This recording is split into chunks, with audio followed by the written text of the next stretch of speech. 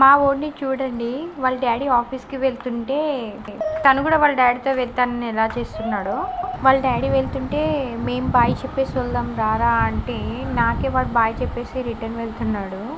ఇలా రోజు వాళ్ళ డాడీ ఆఫీస్‌కి వెళ్ళే టైంకి హాఫ్ అన్ అవర్ తనే లేట్ చేసేస్తాడు చిన్నోడే.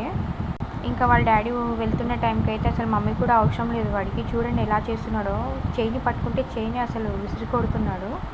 ఇంకా ఇది చూసాక మా వారు ఊరుకుంటారా, అమ్మో నా కొడుకు పెద్దగా అయిపోయాడు అని చెప్పేసి తెగ మురిసిపోతున్నాడు అనమాట. ముందేమో వాడు నా దగ్గర నుంచి వాళ్ళ డాడీ దగ్గరికి వెళ్ళేవాడు కాదు, ఇప్పుడేమో వాళ్ళ డాడీ దగ్గర నుంచి నా దగ్గరికి అసలే రావట్లేదు. పాలొద్దు ఏమొద్దు అన్నట్టుగా చూడండి వాళ్ళ డాడీ దగ్గర ఎగరేసి వెళ్ళిపోతున్నాడు.